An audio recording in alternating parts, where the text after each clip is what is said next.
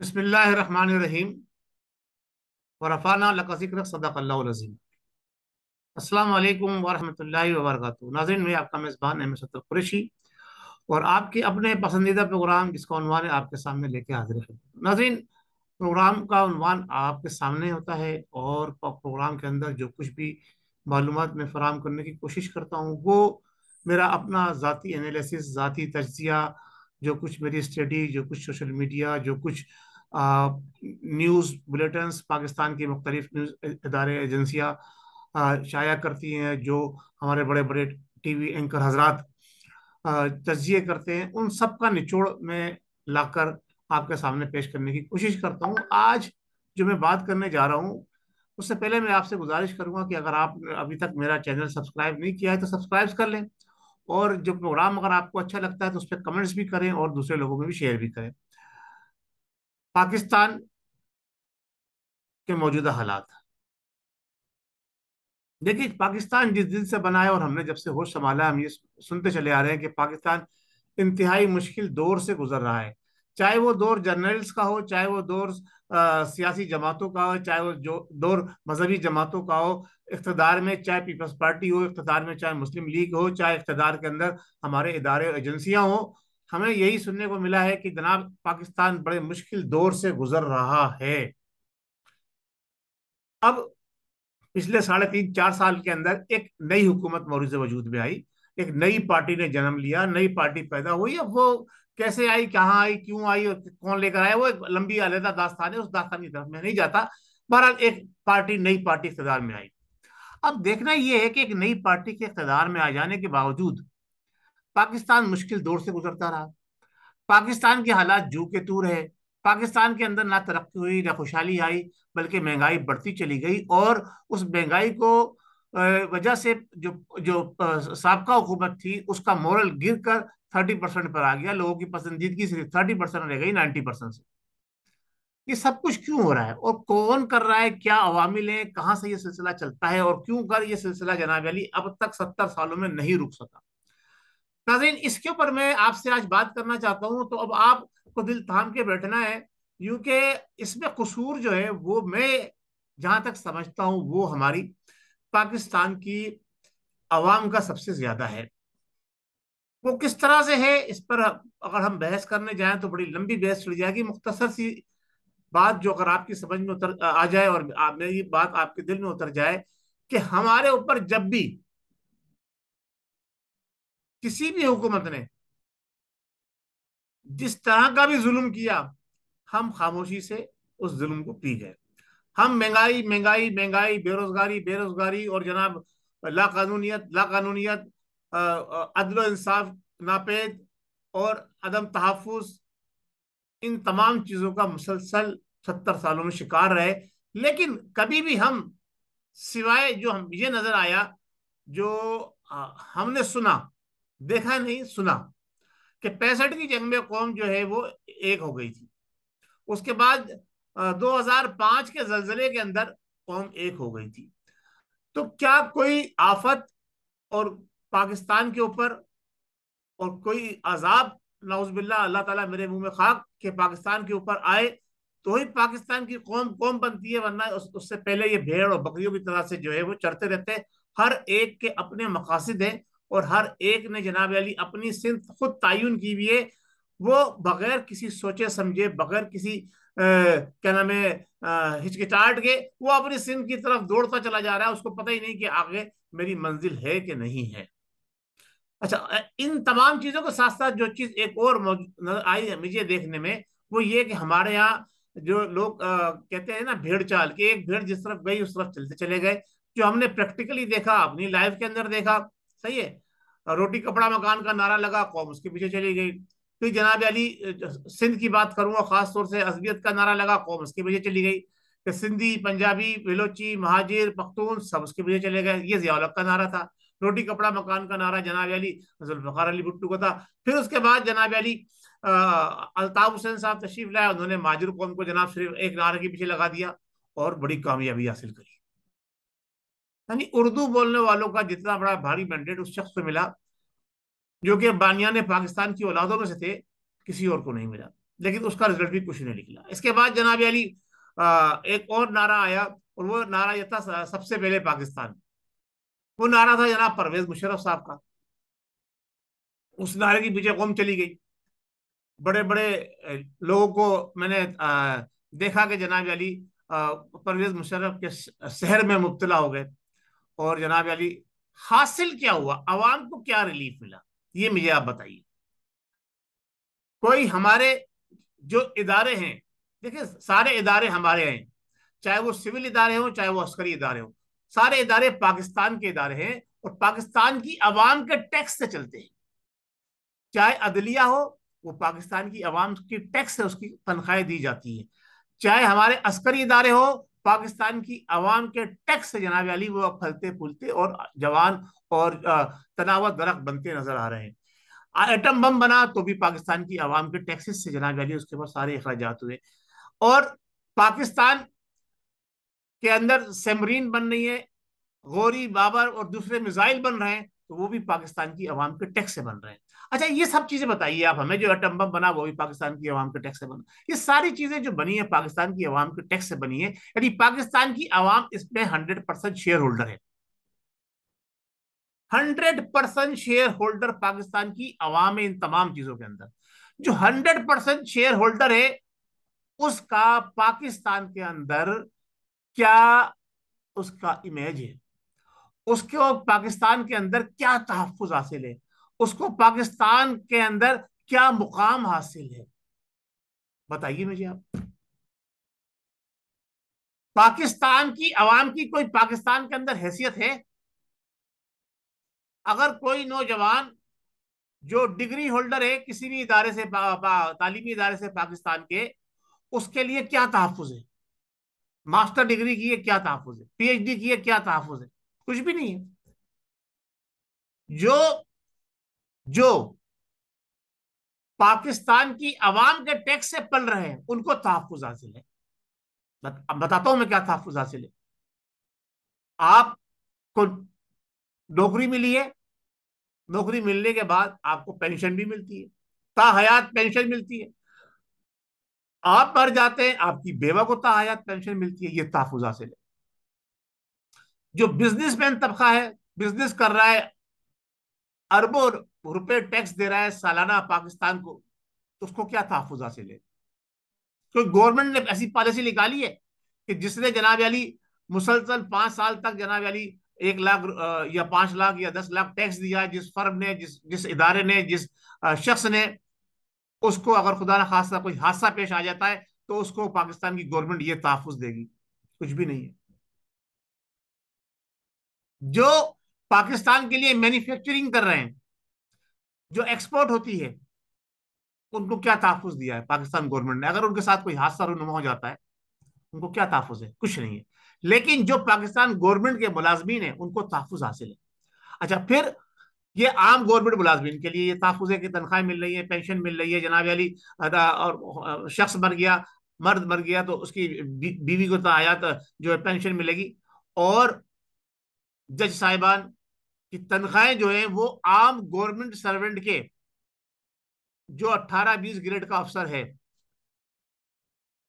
उन जज साहिबान की पेंशन उनसे ज्यादा है। इतना बड़ा तहफुज। अच्छा, अब आ जाइए अस्करी इदारों की तरफ, जिन्होंने पाकिस्तान के लिए बड़ी कुर्बानियां दी है, उनको कुछ नहीं मिल रहा अस्करी इदारों के अंदर। वो कौन है? रंगरूट हमारे जवान जो सरहदों पे खड़े हुए हैं, जो शहीद होते हैं, जो अपने सीने पे गोलियां खाते हैं।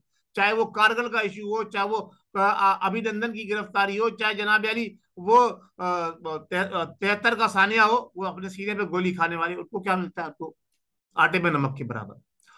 और जो ड्राइंग रूम में बैठ के, जो हेलीकॉप्टरों में, जहाजों में बैठ के, जो बड़ी बड़ी बख्तरबंद गाड़ियों में बैठ के, लैंड क्रूजरों में बैठ के, जो हमारे अस्करी इदारों के बड़े अफसरान, जिम्मेदारान, जो मेजर जनरल, जो कर्नल, जो ब्रिगेडियर और जो इसके ऊपर जनरल, उनको क्या अमरात मिलती हैं, इसकी अगर डिटेल में जाएंगे ना तो बहुत लंबी कहानी हो जाएगी। सबसे पहले तो उनकी नौकरी के अंदर जो उनको फैसिलिटीज मिलती है वो अपनी जगह पर है।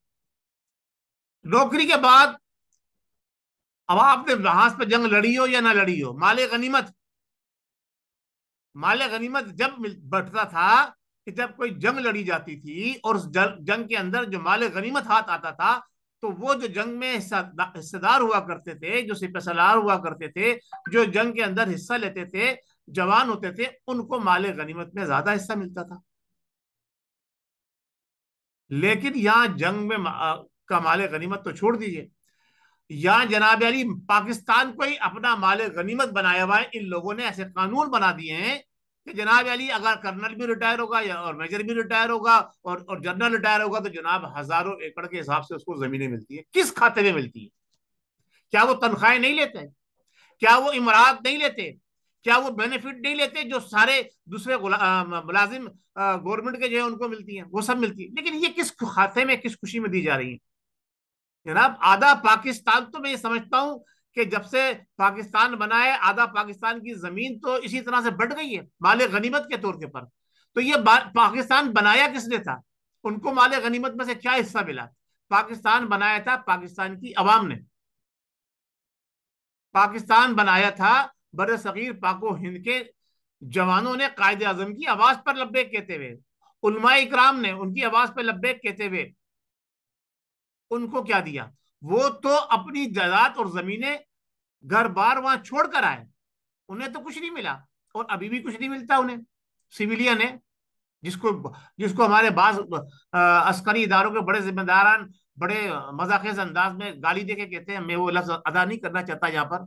Civilian, B civilian. ओ भाई, ये सिविलियंस के ही बलबूते पर आप अय्याशी कर रहे हो। आप जनाब अली का जो का अपने बच्चों को बैरून मुल्क तालीम दिलवा रहे हो, और आप जनाब अली इन्हीं सिविलियंस की ऊपर हुक्मरानी करते हुए आप सारी जो है वो अमरात हासिल कर रहे हो। तो इनको आप क्या दे रहे हो? अगर पाकिस्तान की आवाम अभी भी होश में नहीं आई, तो इसी तरह से जुल्म की चक्की में पिसती रहेगी। ये इसका हासिल होगा। पाकिस्तान की आवाम को ना इमरान नियाजी साहब कुछ दे सके, पाकिस्तान की आवाम को ना पीपल्स पार्टी कुछ दे सकी, पाकिस्तान की आवाम को ना मुस्लिम लीग कुछ दे सकी। हाँ, मुस्लिम लीग ने जो दिया और पीपल्स पार्टी ने जो दिया वो दो चीजें थी। पीपल्स पार्टी ने पाकिस्तान की आवाम को एक सोच दी, पाकिस्तान की अस्करी इदारों को तहफ़्फ़ुज़ फराहम करने के लिए एक मंसूबा बनाया, जो कि डॉक्टर अब्दुल कदीर की क़यादत में आगे बढ़ता रहा। पाकिस्तान को एटमी कुव्वत बनाया। जो वो कारनामा था भुट्टो साहब का, वो कारनामा था भुट्टो साहब का कि पाकिस्तान की आवाम को आइन दिया। हाँ, मुस्लिम लीग ने सिर्फ इतना किया कि थोड़ा सा रोड मैप बनाया, इंफ्रास्ट्रक्चर डेवलप किया, और उस मंसूबे को जो भुट्टो ने शुरू किया था उसको पाया तकमील तक पहुंचाकर, और एक जो है वो क्या नाम है, योम तकबीर मनाते हैं 27 मई को, वो धमाका करके उसको बाकायदा तौर पे पाकिस्तान को एटमी हैसियत बना दिया। इन्होंने दो चीजें ये दी। और हम उस पर इन्हें सलाम पेश करते हैं, लेकिन इसके बदले में जो कुछ ये ले गए वो आप सबको पता है। अब ये देखना ये है कि हमारे अस्करी इदारे और हमारे अदलिया, वो पाकिस्तान की आवाम को किस हद तक और कहां तक रिलीफ देने में कामयाब होती है और कामयाब हो रही है। हमें नजर नहीं आ रहा कि वो कामयाब हुई है या कामयाब हो रही है। वो सिर्फ अपना अपना उल्लू सीधा करने में लगे हुए हैं और पाकिस्तान को मुश्किल से मुश्किल हालात में लेके जा रहे हैं। मैंने 2 प्रोग्राम पहले भी ये बात कही थी। मेरा सवाल था कि जनाब अली अदलिया से कि पाकिस्तान को क्या बनाना चाहते हैं, और यही सवाल मेरा आज हमारे अस्करी इदारों से कि वो पाकिस्तान को क्या बनाना चाहते हैं। आप अगर हुकूमत करना चाहते हैं पाकिस्तान के ऊपर, आप कर रहे हैं हुकूमत, पहले भी की है आपने। Field marshal Ayub Khan, Yahya Khan, general Ziaul Haq, general Parvez Musharraf, किसने हुकूमत की? आप लोगों ने हुकूमत की। लेकिन अवाम को क्या रिलीफ दिया? फील्ड मार्शल अयूब खान सारी इंडस्ट्री जो है ना नेशनलाइज कर ली। भुट्टो साहब सारी चीजें नेशनलाइज कर ली। क्या मिला? लोग जो इंडस्ट्रियलिस्ट थे बड़े बड़े, जो अयूब खान साहब के दौर में बाहर गए, वो अब दुनिया के अंदर बड़े बड़े कारनामे कर रहे हैं, पाकिस्तान छोड़ के चले गए। फिर जो परवेज मुशर्रफ के दौर में बाहर गए, वो बांग्लादेश जाकर सेटल हो गए। देखिए पूरा हमारा पंजाब का जो क्या नाम, फैसलाबाद के जो बड़े ताजिर थे सारे उठ के चले गए जनाब, अपनी अपनी इंडस्ट्री जाकर उन्होंने बांग्लादेश में लगा ली। आज बांग्लादेश, जो कल तक जिन्हें हम भूखे नंगे बंगाली कहते थे, मुर्गी चोर कहते थे, आज उनके सामने हमारी क्या हैसियत है? उनका पासपोर्ट कितना स्ट्रांग है, उनकी इकोनॉमी कितनी स्ट्रांग है, और 1 टका के अंदर 2.5 रुपया खरीदा जा रहा है। तो अब आप ये बताइए कि ये जुल्म और बर्बरियत कब तक पाकिस्तान की आवाम के ऊपर जो है वो आप करते रहेंगे? कब पाकिस्तान को आजाद करेंगे? आवाम को आजाद करना, पाकिस्तान को आजाद करना। पाकिस्तान इस मानों में तो आजाद हुआ कि जनाब अली बर सगीर पाक दो हिस्सों में तकसीम हो गया, लेकिन पाकिस्तान आजाद नहीं हुआ। वही गुलामी की जंजीरें अभी भी बकौल ISI के सरबरा हामिद गुल के चीफ ऑफ आर्मी स्टाफ का तकर्रुरी अमेरिका की मंजूरी से होती है। तो गुलाम कौन है? जब जिसकी मंजूरी से तकर्रुरी हो रही है तो वो तो लौट के वहीं जाएगा ना। देख लीजिए सारे चीफ ऑफ आर्मी स्टाफ कहाँ गए रिटायरमेंट के बाद। तो नाजरीन, अब आवाम को मैदान में निकलना होगा और इनकलाब की जरूरत है। ना मैं ये कहूंगा मजहबी इनकलाब, ना ये मैं कहूंगा जनाब अली सियासी इनकलाब, इनकलाब इंसाफ। जो जिसका हक है वो उसको उसका हक दिलवाए, और अदलिया के जो जज साहिबान इमरात लेकर फैसले दे रहे हैं, उनको गिरबान से पकड़कर, उनको घसीट कर, उनको कोड़े लगाए जाए, उनको सूली पर लटकाया जाए, चोरों और डाकुओं की तरह उनके साथ सलूक किया जाए। इसी तरह से जो अस्करी क़यादत के अंदर गद्दारी कर रहे हैं वतन के साथ, कोई भी हो, बिला तफरीक, किसी भी महकमे से हो, चाहे वो अस्करी से हो चाहे सिविल से महकमे से हो, जिसको ये साबित हो जाए कि जनाब अली ये अवाम दुश्मनी और पाकिस्तान दुश्मनी में इन्होंने इकदाम उठाए, उसको अब अवाम खुद सजा दे। वो सजा इस तरह से दे जिस तरह से अभी 2 दिन पहले की बात है, सिंध के शहर के अंदर एक डाकुओं को पकड़ा उन्होंने, और डाकुओं को अवाम ने कानून हाथ में लिया। जब अस्करी इदारे कानून हाथ में ले सकते हैं जो अवाम के टैक्स पे पलते हैं, जब अदलिया कानून हाथ में ले सकती है, तो अवाम कानून हाथ में क्यों नहीं ले सकती? ये सब कुछ अवाम के मरहूम मिन्नत है। तब अवाम को भी कानून हाथ में लेना होगा, चोरों और डाकुओं को उनको सजा देकर उनको जनाब अली कैफर किरदार तक बचाना होगा। मुकदमात सामने आते हैं, वीडियो सामने आ जाती हैं, बयानात सामने आ जाते हैं, लेकिन हमारी अदलिया केस का महीना फैसला 6-6 8-8 साल तक नहीं करती। जी हम तहकीकात कर रहे हैं, किस चीज की तहकीकात हो रही है? वो अदलिया जो है वकला को पाल रही है, वकला अदलिया को सपोर्ट कर रहे हैं। ये सारा गेम ये चल रहा है। असल गेम ये है, अगर सोशल मीडिया पे वीडियो वायरल हो गई, आपने कातिल को कत्ल करते हुए देख लिया, पब्लिक ने वीडियो बनाई और आपको पेश कर दी, अब उस मुकदमे में पेशियां क्यों मुक्ताई जा रही हैं? अब उसको क्या उसकी तहकीकात की जा रही है, क्या मालूमात की जा रही है, सिवाय इसके कि जो मुद्दई के लोग हैं उनको सताया जाए, और जो जिसने जुर्म किया है वो रिश्वत देके छुट जाए। और यही होता है, 3-3 4-4 5-5 6-6 साल वैसे चलता है। जो लोग मजलूम होते हैं वो थक हार के घर बैठ जाते हैं, और उसके बाद जिसे कहते हैं अदम सबूत की बुनियाद के ऊपर मुल्जिम जो रहा जाता है। तो ये वकील को अदालत पाल रही है और जजों को जो है वकील पाल रहे हैं। ये सारा गेम ये चल रहा है और अवाम पिस रही है इसके अंदर। तो अवाम को कानून अपने हाथ में लेना होगा इस तरह से कि जिस तरह से इमरान नियाजी साहब ने इलेक्ट्रिक बिल जलाए थे और सारी चीजें जलाई थी कि हम सोशल, जिसे कहते हैं ना, सिविल नाफरमानी करेंगे। अब अवाम को सिविल नाफरमानी करके अदलिया को भी सबक सिखाना होगा, और अस्करी इदारों के उन जिम्मेदारान के खिलाफ शीशा फैलाई हुई दीवार बन के खड़ा हो जाना होगा कि जिन्होंने पाकिस्तान को लूटने में एक कलेदी किरदार अदा किया। वो इस तरह से कि अदलिया से बफोर्स फैसले कराए गए और चोरों डाकुओं को मुल्क से बाहर भेजा गया और उनको रिलीफ दिया गया।